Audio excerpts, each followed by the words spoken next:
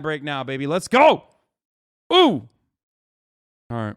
Representative Salazar tortures House Democrats. Back to Sunday night in America, tensions are sky high between Russia and the West. Economic. Wait, Trey Gowdy just straight up is a Fox News commentator now? What the fuck? I thought he was still in Congress. Is he no longer? What the fuck? Oh, no, he's not. He's not a representative anymore. Oh, my God. He's literally just a news personality. Oh, my God. Looks like he's weaking skin. I don't know what that means, but he is.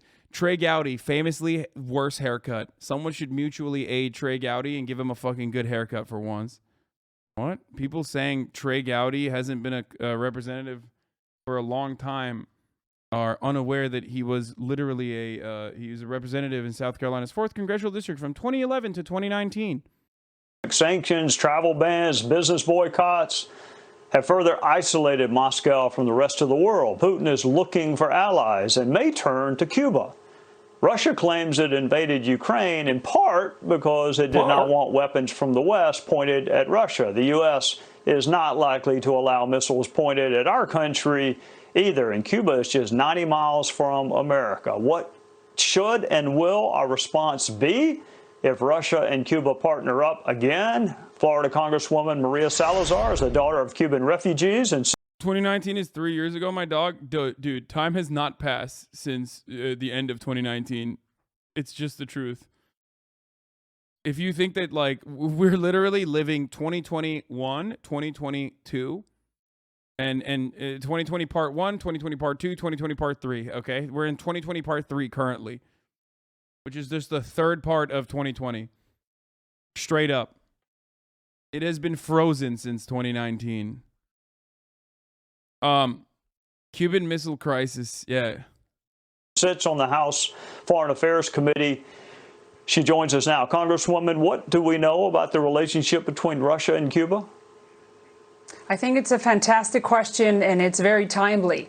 Well, Cuba and Russia are enjoying right now the warmest relationship they have had since the fall of the Soviet Union. Last month, Vladimir Putin sent his deputy. Dude, I fucking despise, like, how, oh, so bloodthirsty, dude. Like, this person is a fucking cackling hyena, okay? Remember when I was talking about that yesterday? Like, this is it. This is that jackal that I speak of. This is the dog that fucking screeches when there is just a brief moment of respite, a brief window for normalizing relationships with a country that we have fucking bullied since its revolution, okay? After we gave all the guns that we possibly could to the fucking dictator that has killed more in a short period of time than fucking Castro could have ever imagined killing throughout his entire duration, okay? And this fucking jackal goes on television, okay, and is just like screeching about letting up our continued imperialist occupation of sanctions over Cuba. God fucking forbid. Holy shit, God forbid that the Cuban people have a brief moment. Dude, she's a politician who's a child of Cuban refugees. Chances are she grew up hearing about the plantation they left behind.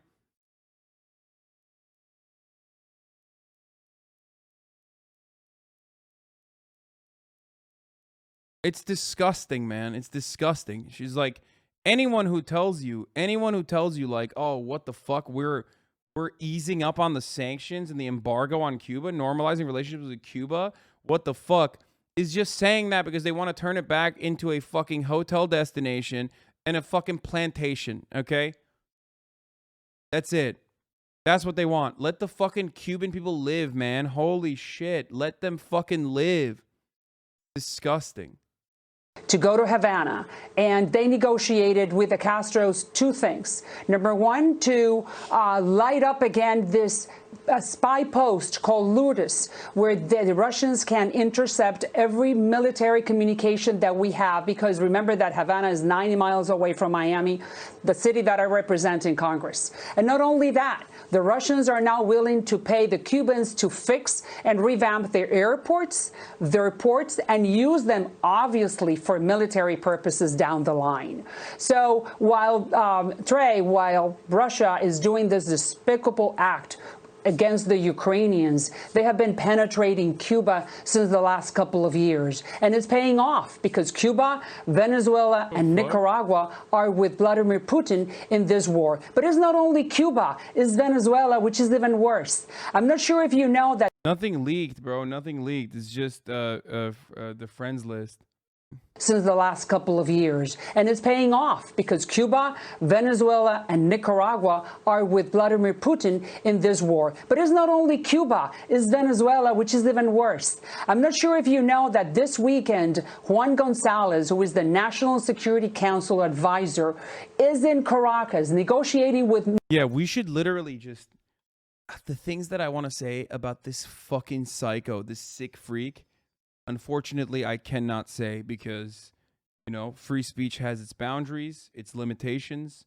Obviously, I am on a privately owned Amazon-backed platform. So if I were to say the things that I fantasize about doing to, you know, a American congresswoman in the House Foreign Affairs Committee, I would probably literally go to jail. I would immediately go to jail, but worse than jail, and potentially, you know, a little bit of black site torture, I would be banned off Twitch.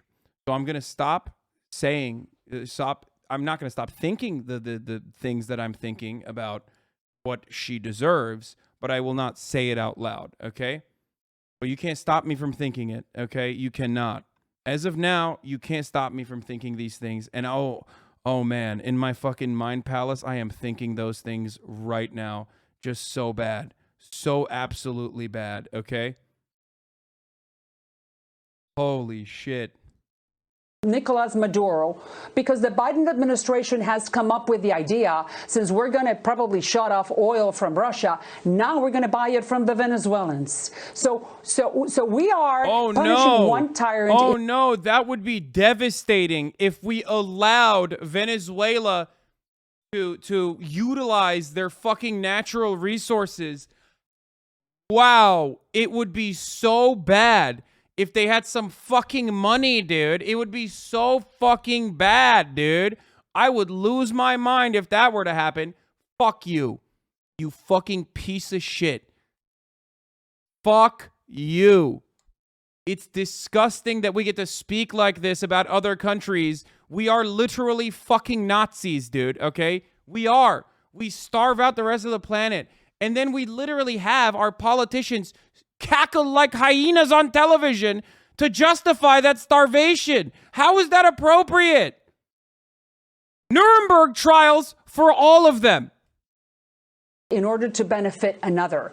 But you know why? What's really underpinning all this situation is the fact that the Marxists are part of the Democratic Party, and they are not allowing Biden to do what is morally correct from this country, which is to help people that want to be free. All right, speaking of freedom, what can the U.S. do with respect to Cuba to fan the flame of freedom in that country? What can and should we be doing to incent the Cuban people who want to fan the flames of freedom in that country? What can we do? Yeah, keep funding the National Endowment for Democracy so they can go and like pay fucking Cuban rappers or some shit. Yeah, do the dude. Oh my God. By the way, everything I'm saying is 100% true. The American government, the American State Department, actually had multiple different plans, of course, other than the hundreds of attempts on Castro's life. All failed, obviously. But they had other hilariously pathetic attempts, like buying a rap group, basically, to create rap songs, okay, about Cuba Libertad, away from the horrifying, communist administration, communist government. And I love that, because I fucking love that, because it's like so liberal to think Yeah, no, like what we can do is like, do a Lin-Manuel Miranda. Like we'll have a Lin-Manuel Miranda in Cuba and everybody will listen to that fucking rap music and then they'll turn around and their opinions will change immediately. They will all fucking hate the Cuban government. Want to be free. Oh, thank you. There's one thing that the Biden administration could do, which is to empower the Cuban people to come out on the streets again and shout whatever thing they want to, which is the same thing they did in July 11th of last year. Cubans want to be free, and we need to give them... Dude, there were bigger protests for the government than anti-government, dude. What happened, dude? Remember those protests? Remember how everyone was telling me, like, I'm a fucking piece of shit for defending the Cuban government?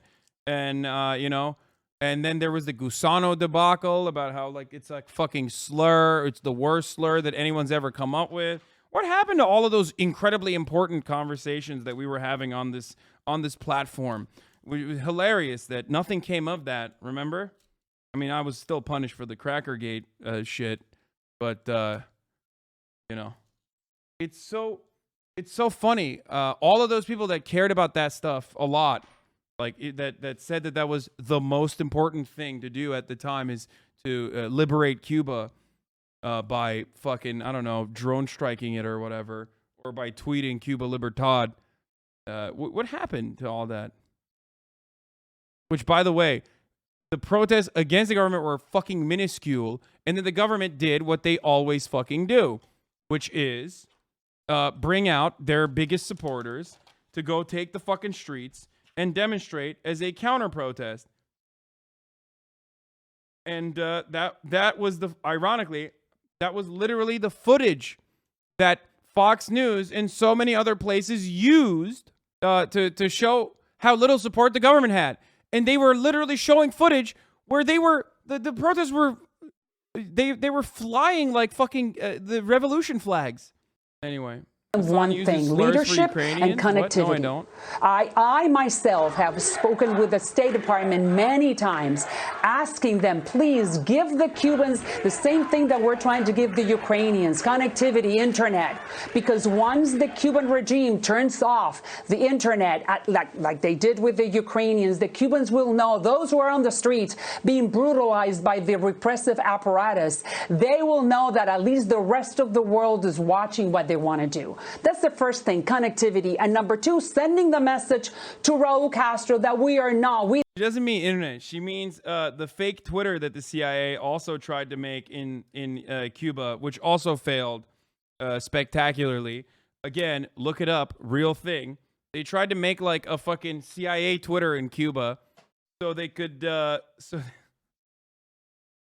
Dude, we are the dumbest fucking country on the planet. I swear to God. I don't know how the fuck we have been able to brutalize everybody and like run this shit for as long as we have.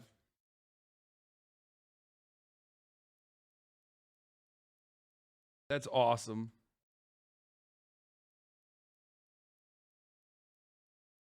The United States, we're not going to allow military personnel. We're not going to allow for the Russians to be paying for anything in Cuba, and that we want to make sure that Putin doesn't have an ally in the Castros. But we're not doing that with Venezuela, with Nicaragua, and with Cuba. All right, Congresswoman, you're in the minority in the House, at least for now. Is there any sense that the Democrats in the House, and they run the show, are putting pressure on Biden to get tougher on Russia, whether it's in Ukraine or whether it's in Cuba? Is there pressure coming from the House? Are you fucking stupid? Normalizing relationships with Cuba is literally being tough on Russia. Lifting the oil sanctions on Venezuela is actually a part of the tough on Russia policy, so they can actually fucking, turn around and institute some kind of energy sanctions without taking a haircut on the fucking profits for Shell. That's it. The idea that this is like something that we're only now allowing is so disgusting to me. It is so morally abhorrent. I cannot stress this enough, dude. We are fucking scumbags. Our government is full of fucking bloodthirsty, maniacal, vulturous scumbags, okay? Some of which have the worst haircut on the planet, like Trey Gowdy, and others who are able to fucking cackle like this on television and screech and basically fantasize about continuing the subjugation that we have placed these people under for the crime of living under an administration that has historically wanted to fight back against imperialist Western capitalist nations. Fuck you. Democrats, because that's who he listens to. No, unfortunately, because as you know, there is a part of the Democratic Party that believes that this country is bad and that Marxism is the right ideology.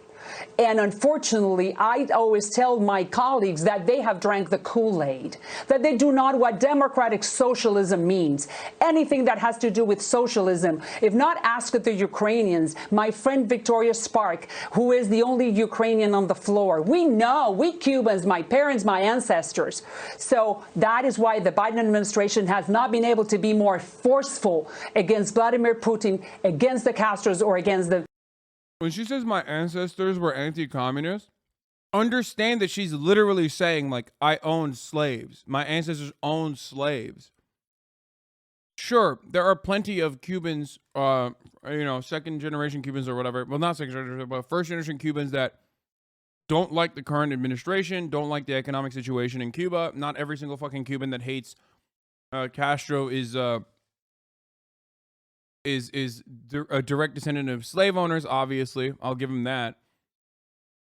But when she says ancestors, okay, with her entire chest, understand that the historic anti-communists in Cuba were, a fan of the dictatorship before the regime change and the revolution. Maduro regime. I'm telling you, one of his advisors is right now in Caracas negotiating. So may the Lord help this country, but we know that that influence that Biden is surrounded by is nefarious for the future of America. Well, thank you, Congresswoman, for keeping your eye on all the different spots, South America, Cuba, Ukraine. Can't wait to have you back on. Thank you for joining us on the Sunday night. Hey, Sean Hannity here. Hey, click here to subscribe. Insane.